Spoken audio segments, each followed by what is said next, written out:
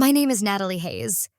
I used to think I had escaped the past, until the man who once forced me into an abortion and accused me of cheating with my stepfather came back after 10 years. He stood at my mother's doorstep, coldly saying, "I know the girl is mine and I'm here to take her back, but the truth is I never gave birth to that child. I lost the baby after everything he put me through." Now, he's returned, haunting my daughter as if she were the second chance he somehow deserved. If it were you, what would you do when the man who once discarded you now wants to take the family you spent a decade rebuilding? Leave a comment below. Hit like if this story made something inside you feel seen. And don't forget to subscribe for more real stories that deserve to be heard. Let me tell you what happened when I stopped being the victim and became the one who fought back. I met Logan in my senior year of college. He was a year ahead, majoring in psychology while I was studying elementary education. We met at a small seminar on emotional learning in schools, something I wasn't interested in at all until he stood up to speak. It wasn't what he said. I don't even remember the content. But his eyes, the calm way he answered questions, and that smile that seemed to slow the whole room down.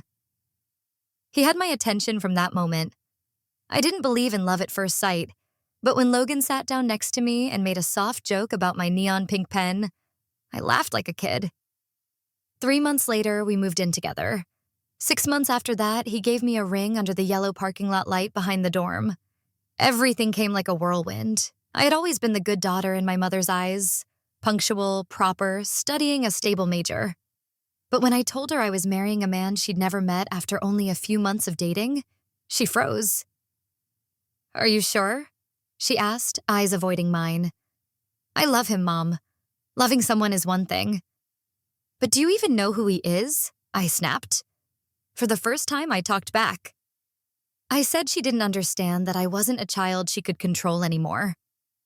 I ignored her warnings. The wedding was small but warm, held at an old church in Salem. A few of my close friends from college came, but the rest were all from Logan's side. Especially one person, Angela Carter.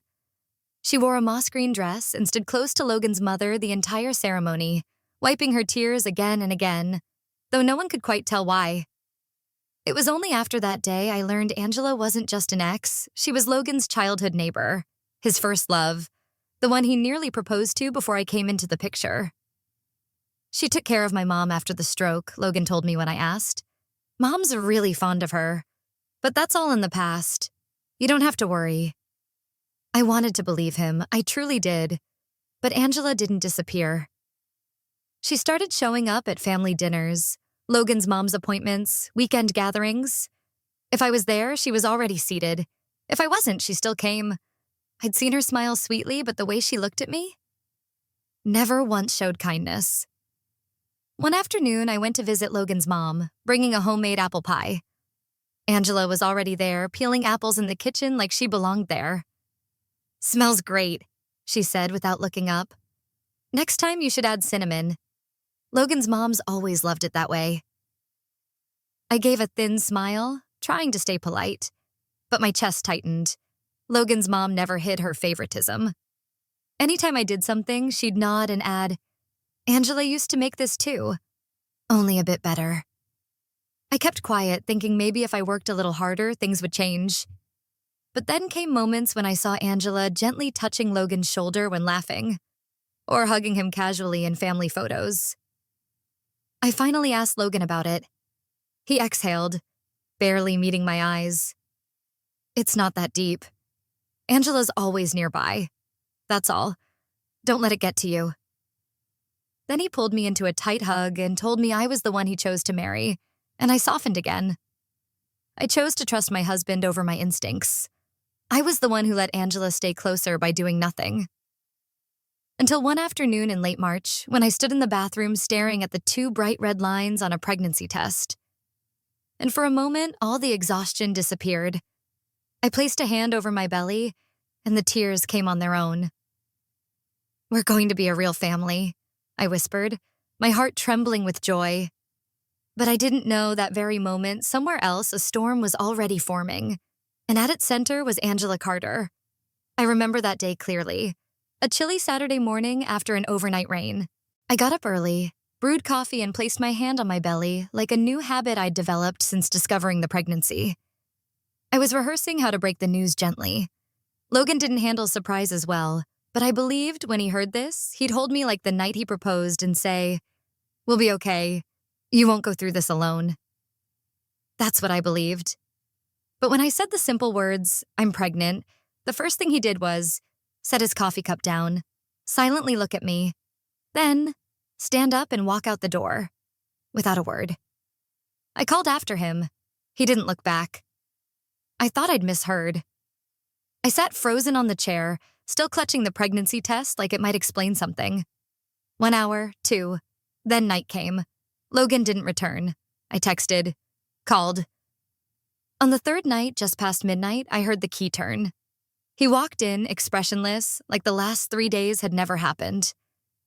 I jumped out of bed, ran to him, crying, "Logan, where were you?" I was so scared. He cut me off. Terminate the pregnancy, or I want a divorce.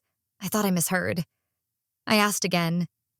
He repeated, slower, clearer, like I was a child who needed each word spelled out. "You don't need to pretend anymore." I know, Angela told me everything, and I believe her. "You believe her?" "She has proof," he said, pulling out his phone, opening an album. He had never seen those pictures before. One showed me and Richard in my mother's kitchen. I was hugging him, resting my head on his shoulder like I'd done since I was a child coming home. Another photo, shot from a low, blurry, slanted angle, made it seem like something intimate was happening. But the most painful part was the video. A short 15-second clip from the night I told the family I was pregnant. "Congratulations," Richard's voice said in the clip. "Well, at least it'll have half my genes," he joked, like a family thing only we understood. I remembered that line. It was how he teased, when I called the baby everyone's first grandchild. Because he'd always treated me like his own daughter. But when that sentence was ripped from its context, and when people were already full of suspicion, what did truth even mean? "Logan, what are you thinking? You really believe I slept with my stepfather?" "You know me, you know him. How could you?" "You can't expect me not to think about it," he said, eyes red. "The way you hugged him, the way he looked at you. Angela said you were always really close with him when you lived at home. She said you used to give him a look that wasn't appropriate." I went numb, as if every cell in my body was crushed at once. I grabbed his arm. I spoke like I was begging. "You can't take Angela's word as truth. You've lived with me, you know who I am. I would never do something that disgusting. I'll take a DNA test anytime. I'll prove it, I swear on everything." "I don't need proof," he snapped. "I don't want that child, no matter whose it is." That sentence felt like a blow that ripped something open inside me. I don't remember how I screamed. I only know I collapsed in our bedroom, arms wrapped around my stomach, whispering to the unborn child, "I'm sorry. I trusted the wrong man." 3 weeks later, I lost the baby. The doctor wrote in the medical file, "Severe psychological stress causing hormonal disruption." I didn't tell Logan. When the divorce papers came, I signed them without reading. We had no shared assets, no shared children, no legal ties. He never mentioned the DNA test again. I guess he felt like he'd escaped something filthy, and I was left with a hollow space nothing could ever fill. I moved, cut ties with anyone connected to him. I thought that was the end. But it turned out that was only the first page of a much darker chapter. I left Oregon on a winter morning. The sky was gray, the wind bitter, and the city felt colder because of what I was leaving behind. I didn't take much. Only a few suitcases, medical records, a discarded wedding ring, and a heart beyond repair. I chose a small coastal town in California, a place so unfamiliar no memory could follow me there. A place where I could walk without the fear of running into a familiar face, where I could quietly watch the sun dip into the sea without the past crashing in like waves. I rented a small house just a few blocks from the beach. No one knew who I was. No one asked why I always looked toward the horizon with eyes so heavy. At first, I barely spoke to anyone besides the grocery store owner nearby and the elderly librarian who always wore a red scarf. I read books, walked the beach each morning, and slowly relearned how to live. Not like someone recovering, but like someone learning to exist for the very first time. I don't know how long I lived that way before one rainy afternoon in February. I stepped into the cafe next to the elementary school and heard the laughter of a child from behind the order counter. "Daddy, I picked my cookie." I looked over. A little girl with bouncy brown curls and freckles across her cheeks held up a cookie like she'd found buried treasure. Beside her was a man in his 30s, shirt slightly wrinkled, eyes tired but gentle. He smiled, crouched down. "All right, but only after lunch. You promised the dentist." The girl scrunched her nose but nodded. I wasn't planning to get involved, but when I stepped up to the counter to pick up my coffee, the girl turned to me. "Do you know what my name is?" I laughed awkwardly. "No, I don't.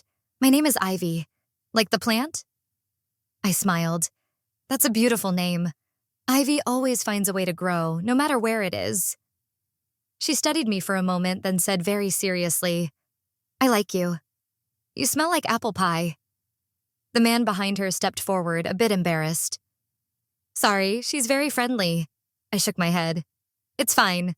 Ivy made this rainy day brighter. He smiled. "I'm Ben. We moved here a few months ago. I had no idea that short exchange would be the beginning of something much bigger." Ben and I kept running into each other. At the bookstore, the park, the grocery store. Sometimes it was a simple nod. Other times, small talk about the weather, gas prices, or nothing important. Ivy always started the conversations. She had this unstoppable energy, especially for someone like me whose heart was still trying to find a reason to keep beating. One day, I helped Ivy after she tripped at the playground. I sat her on a bench, gently cleaned the scrape on her knee with a wet wipe, and bottled water from my bag. Ben ran over, breathless and worried, and froze when he saw me. "She saved me," Ivy announced proudly, like she'd won a medal. Ben let out a breath. "Thank you." I don't even know what to say. I used to be a preschool teacher. "Old instincts," I said.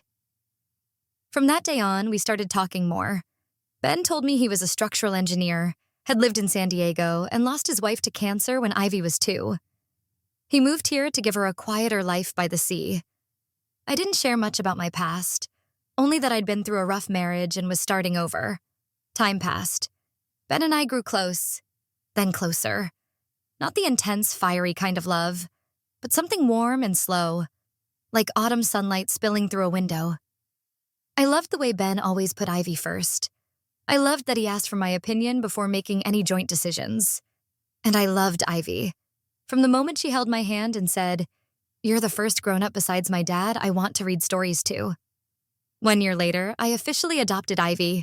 We held a small ceremony with a few friends and a 2-tier cake that read, "Family is where the heart chooses to stay."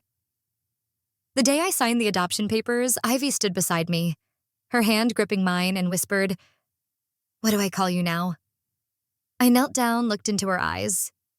"Call me Mom, if you want to." Ivy didn't say a word. She hugged me tight. And I think if anything can heal a shattered heart, it's that moment. I was folding laundry in the utility room when my phone buzzed with a strange email.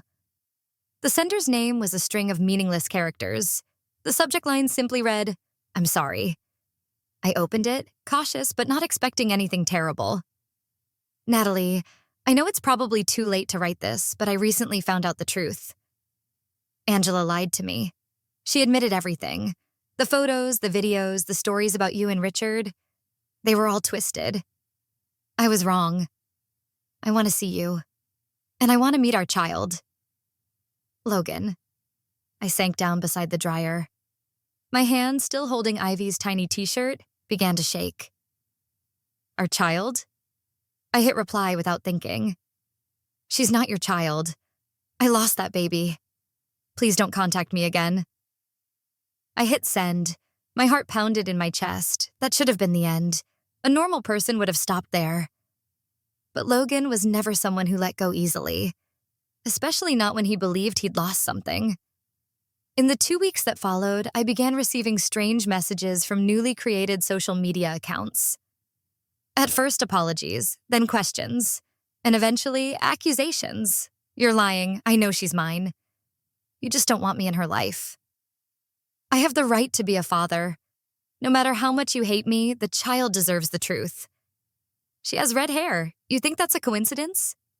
Stop pretending. I blocked each account. But every time I blocked one, a new one appeared. Ben started noticing how often I checked my phone, how I stared out the window like I was waiting for something. One evening, he walked into the room while I was rereading the first email Logan had sent. "It's him, isn't it?" Ben asked. His voice wasn't angry, more quietly concerned than anything. I told him everything. I held nothing back. About the marriage before, the child I had lost, Angela, the pain I had once tried to bury, about why I never mentioned Logan, why I didn't want that name anywhere near the life Ben and I had worked so hard to build. When I finished, Ben didn't say a word. He pulled me into his arms, his hand resting gently on my back. "I'm here, and I'm not letting anyone hurt you or Ivy." I nearly broke down crying, but even the gentlest promises couldn't stop the quiet footsteps crossing the line outside our home. A week later, Ivy came home with a scribbled drawing, a picture of 3 people standing side by side, with the words underneath, Ivy, Mommy, and... "Stranger?" I asked her. "Sweetheart, who's this man?" Ivy looked up and shrugged. "I don't know his name.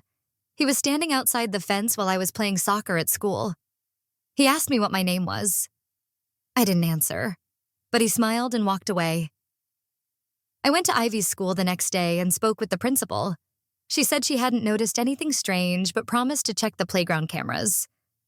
2 days later, she called me back, her voice more serious. There was a man. He didn't come onto school grounds, but he stood outside the fence for nearly 30 minutes. I went to the school and reviewed the footage. The angle was distant and blurry, but I recognized the silhouette immediately. It was Logan. I reported it to the police. But since he hadn't entered the property or broken any clear laws, they couldn't do much. They simply advised me to heighten security and documented the incident. I couldn't sleep through the night for the entire following week. Ben installed security cameras around the house. I changed all my social media passwords, removed profile photos, but the feeling of being watched didn't fade. One afternoon, I walked out of the grocery store with Ivy and spotted a black SUV parked a few cars away. The driver lowered his head when I looked over. But it was too late. I had already seen those eyes in the rearview mirror. I tightened my grip on my daughter's hand. My heart pounded so hard I felt dizzy. Logan didn't want forgiveness. He wanted something I couldn't give and would never allow him to have. One Wednesday morning that seemed ordinary, I had barely brewed the coffee when the phone rang. The caller ID read, Willow Creek Elementary. My heart instantly sank. Calls from school at that hour were rarely good news. I picked up. The principal's voice was calm but slightly tense. "Miss Hayes, I'm calling to confirm. Did you recently send a handwritten letter requesting Ivy be picked up early because her grandmother was in the hospital?" "No, I didn't send anything. Is Ivy okay?" "Where is she?" "She's in class and perfectly safe. We don't allow any child to leave without verification. But the letter has your name, your matching address, and it's handwritten." I gripped the phone, heart racing. "Is someone at the school right now?" "Yes. A man in a black SUV is parked in the back lot. He hasn't approached any students, but security is observing him from a distance." I set the coffee cup down. My hand trembled. "Keep Ivy in the classroom. Do not let anyone, even me, approach her without verbal confirmation from this number. I'm on my way." The principal understood the urgency and agreed without hesitation. I called Ben with shaking hands while fumbling through my purse for the car keys. When I got to the school, the black SUV was still there. The exact one I'd seen outside the store. The windows were tinted, but I knew who was inside. I rushed into the front office and asked to review the security footage. The secretary hesitantly pulled up the video from that morning. There he was, Logan, calmly walking into the office holding a folded, handwritten letter. He spoke clearly. "My wife couldn't make it. Her mother's in critical condition, so I came instead. Ivy Hayes, first grade, class 1B. No hesitation, no worry in his voice. The receptionist politely told him they needed to verify. Logan smiled. "She's at the hospital. She can't answer her phone right now. But I have her note right here." The receptionist looked at the letter. My name. handwriting that closely resembled mine. Familiar tone. But something gave her pause. The word grandmother was spelled incorrectly. When she asked him to wait for verification, Logan kept smiling, but his expression briefly froze. Then he nodded, turned, and walked out without another word. I watched that video over and over. Logan's eyes didn't show concern, only a cold persistence, like a man who had rehearsed the scene many times. I left school with Ivy, clutching her hand like I was afraid she might vanish. Ben was already waiting near the school gate, standing silently. When we got home, I began gathering every piece of evidence I had. The anonymous emails, the messages from fake accounts, photos of Logan's car near our home, near the school, a copy of the handwritten letter left at the school security footage. I submitted everything to the local police and filed for a temporary restraining order while the case was under review. Officer Rodriguez stared at the footage for a long time before asking, "He's your ex-husband, right? Do you have legal custody of Ivy? She's my legally adopted daughter.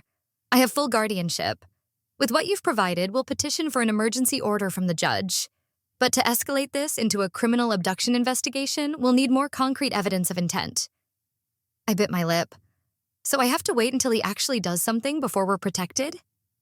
She didn't answer. She quietly slid the temporary order form across the desk toward me. "The only advice I can give, keep all doors locked and never go anywhere alone." That night I sat in the bedroom, the soft glow of the nightlight casting shadows on the wall. Ivy slept soundly between me and Ben. My eyes lingered on her face, so innocent, so peaceful. Completely unaware that somewhere out there, a man was trying to force his way into her world under the title of father. I used to believe that forgiveness could heal, but Logan hadn't come back to say sorry. He came to claim something that no longer belonged to him, if it ever did at all.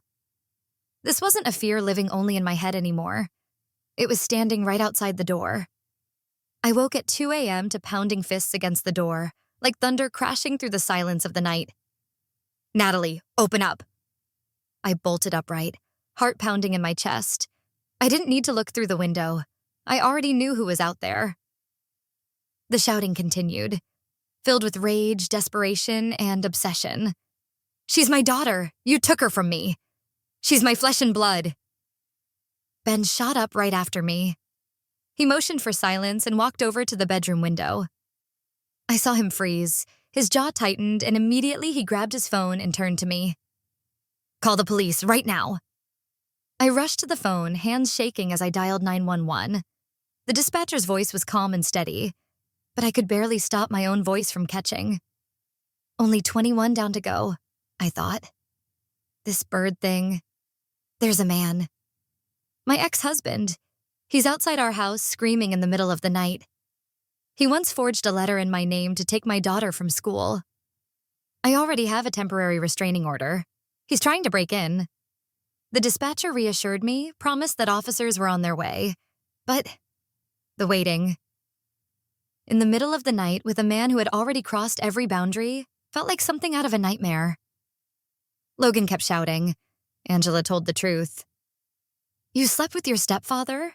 You betrayed me, and then you stole my daughter." My eyes met Ben's. He gripped my arm tightly, guiding me toward Ivy's room. "Stay in there with her. Don't come out until the police arrive."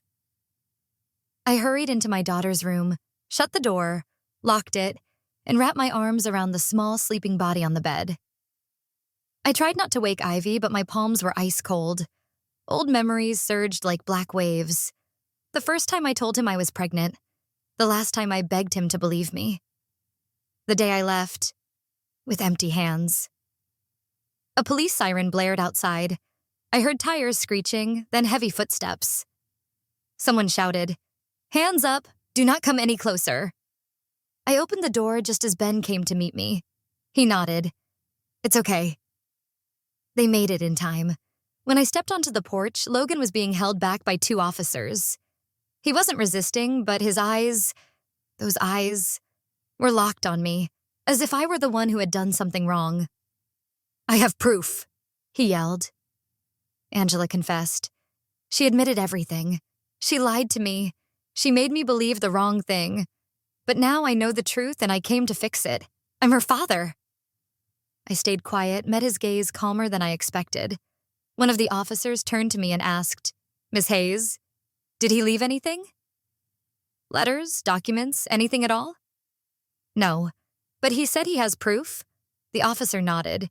"He claims to have a handwritten letter from someone named Angela Carter."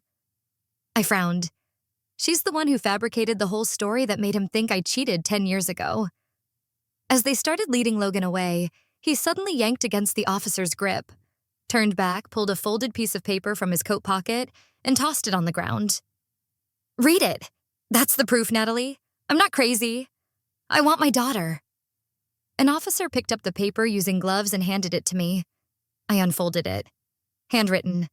Thin, familiar strokes. "Logan, I can't hold this in anymore. I made it all up. Natalie didn't do anything wrong.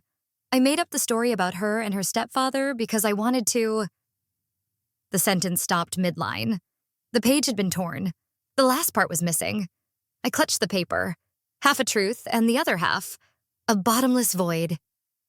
Ben stepped beside me, his voice low and sharp. "Amy?"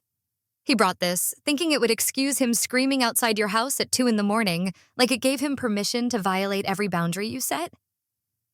I stared down at the letter. I always thought Angela would confess one day. I never imagined it would happen like this. I didn't know when she wrote that letter to Logan. Before or after she lost control. Before or after her marriage collapsed. That night, after the police left, I sealed the letter in a plastic sleeve and added it to the folder of documents I had been collecting. I knew I'd need it. This time, I would be the one taking the next step. If Logan thought he could turn my life into another nightmare, he was wrong. I called Tessa the very next morning. She was my best friend from college and now a custody and family dispute attorney in Sacramento. We hadn't seen much of each other since I moved to the coastal town, but I knew if anyone could help me uncover the truth behind all this, it was her.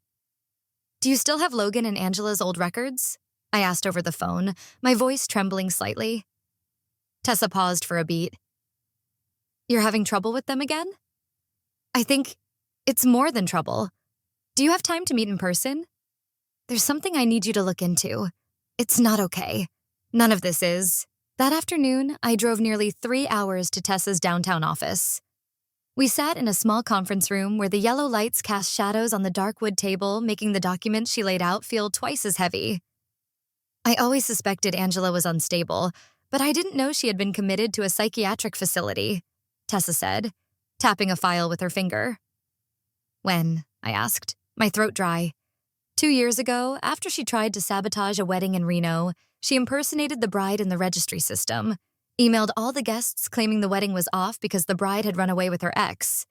It turned into a public scandal. The groom's family sued Angela. She was declared temporarily unfit and was placed under mandatory treatment for 8 months. I sat in silence, feeling every part of my body contract from the chill. "Did Logan know about this?" I asked, though deep down I already had a feeling.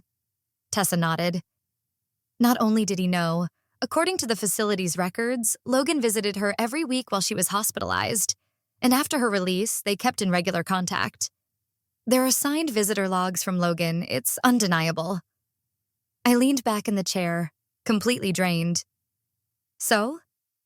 He knew Angela made it all up and had known for a long time, but he did nothing. Only when he saw Ivy, my daughter, with red hair like his, did he decide to come back. Not to apologize, but to claim her. As for emergency custody, Tessa continued pulling out another file. "He filed a petition with the district court where you currently live. He's requesting visitation and temporary guardianship of a minor, claiming the child is his biological daughter, hidden from him after lies and divorce." I shot up from my chair. "What? He filed without a DNA test? Without any legal proof?" He attached a photo of Ivy, citing shared hair color, facial bone structure, and most importantly, he referenced a handwritten letter, the incomplete one from Angela. "I lost the child I once carried, and now he's using someone else's child to replace her, based on a torn letter from a woman who was once declared legally incompetent. How could the court even take that seriously?" Tessa went quiet for a moment. Because this is an emergency filing, if the court sees reasonable possibility, they can request a preliminary hearing. Luckily, your adoption paperwork is fully legal. I'll forward everything to the county's assigned attorney for response, but you need to be ready because he's speeding things up. Tessa held my gaze for a long moment, then spoke slowly. And one more thing. She placed a printed copy of a flight ticket on the table.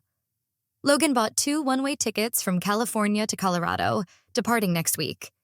He booked them under the names Logan Parker and Ivy Hayes. My whole body went cold. I stared at the bold letters on the paper like I couldn't believe my eyes. Right next to it was a prescription record for a strong sedative called lorazepam, commonly used to treat severe anxiety or induce sleep almost immediately. Tessa spoke as if she were reading from a script she herself didn't want to believe. The prescription is valid, but the dosage is unusually high and he just requested a refill, stating the reason as insomnia due to emotional stress from reuniting with biological child. I don't remember how I left Tessa's office. I only remember standing in the cold afternoon air, dialing Ben. When he answered, I whispered like someone who had fallen from a great height. He's planning to take her. No matter what it takes. There was silence on the other end for a few seconds. We're not letting that happen, Ben said firmly. Even if I have to stand in front of the airport myself. That Sunday, the town held its annual Harvest Festival. Early in the morning, Ben and I took Ivy to the town square, lined with apple pie stands, pumpkins, and kids' games. Ivy wore a yellow dress embroidered with red leaves, holding a balloon and darting around like a little sunbeam. We left around noon to prepare dinner with neighbors. Ben stopped by the print shop to pick up a complaint form he'd ordered. Ivy and I went into the house first. I let her watch cartoons in the living room while I checked the chicken in the oven. Less than 10 minutes later, the doorbell rang. Before I could reach it, Ivy had already run over, her eyes lighting up. "It's Daddy!" I froze. My heart dropped into my stomach. Ben couldn't have gotten home that fast. I rushed to the front, but the door had already cracked open. Standing there was Logan, dressed in a crisp button-down shirt, holding a knit cap, hair slicked back. His face was calm, unnervingly so. "Ivy," he said, crouching slightly, reaching out. "Are you ready?"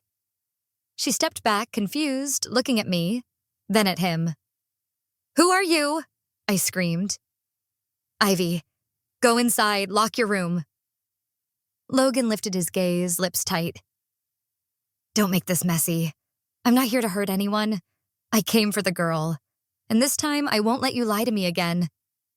I clenched the phone in my hand and hit the emergency alert button on the safety app we'd installed. Logan saw my move and immediately took a step back. "We both know she's mine, Natalie. You think I don't see it? Her eyes, her hair, that smile. You can't hide the truth forever."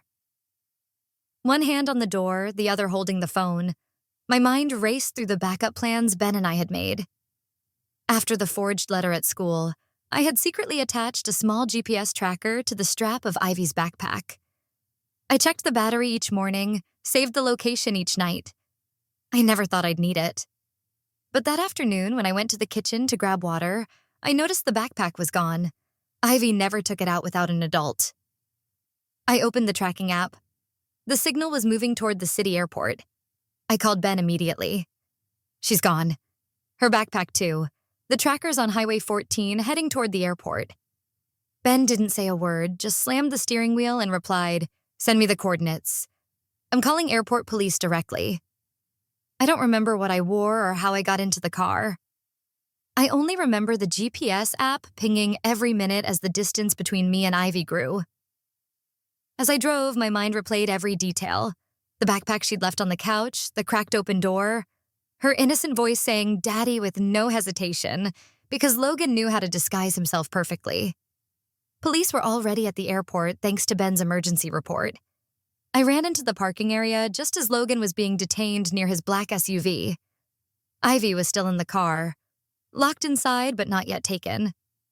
She was still in her festival dress, hugging her teddy bear tight. Her face was pale. When she saw me, she burst into tears. "Mommy!" I lunged toward the car, hands trembling as I pressed the unlock button. Officers kept Logan away while asking me to stay calm and confirm Ivy's identity. Once the door opened, I held Ivy so tight I couldn't speak. Logan, meanwhile, screamed like he was the victim. "She's my daughter. You don't understand. I have the birth certificate. I'm her biological father." One officer pulled a folder from his car. Inside were one-way flight tickets to Colorado, a forged birth certificate naming Logan as the father, and a bottle of strong sedatives prescribed in Logan Parker's name. The officer met my eyes. "Your name isn't on any of these documents. He has no custody rights, and this clearly qualifies as attempted kidnapping. We'll take it from here." I held Ivy, never taking my eyes off Logan as they cuffed and led him away. His expression wasn't panicked anymore. It was cold, empty, almost like relief. And I realized this wasn't about Ivy. It was about controlling me again, using a child to do it. I never thought I'd find myself in a courtroom, not as defendant or plaintiff, but as a mother standing up to protect her child from someone who once shared my bed and dreams. On the witness stand, I laid out every fact, every piece of evidence, clearly, deliberately, as if each sentence was a stake I had to drive into the ground to rebuild the safety Logan tried to destroy. I submitted medical records from nearly 10 years ago when I lost my first pregnancy at 13 weeks. The doctor had clearly documented the cause, severe hormonal decline due to acute psychological stress. I also presented Ivy's legal adoption file, fully completed 2 years ago with state and court certification. When my attorney submitted the GPS data, photos of Logan's SUV near our house, a copy of the forged school pickup letter, and the security footage of Logan trying to retrieve Ivy illegally, the courtroom fell into eerie silence. No one said a word as the investigator placed the bottle of sedatives on the table, along with the prescription Logan wrote for himself under the reason, insomnia, due to separation from biological child.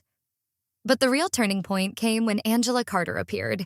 She was wheeled in, wearing a light blue patient gown, her face pale and makeup-free, her hair unkempt, eyes sunken, gaze vacant like she wasn't even sure where she was. When asked if she agreed to testify, she nodded slowly. Her voice rose like wind through dry trees. I lied. Years ago, I couldn't bear that Logan loved her, so I created something he could never unsee. A sentence, a photo, a story that would outlive the truth. Angela lowered her head. I lived too long in the illusion that if Natalie disappeared, I'd get Logan back. But I got nothing. The judge ordered her testimony cut short due to her unstable mental state, but every word she spoke erased any remaining doubt from the minds of everyone present. The court sentenced Logan to a minimum of 8 years in prison for attempted kidnapping of a minor, falsifying legal documents, intentional psychological harm to a child, and multiple violations of a restraining order. Ivy's case was sealed in full at the request of our family attorney to ensure her identity and privacy would never be compromised.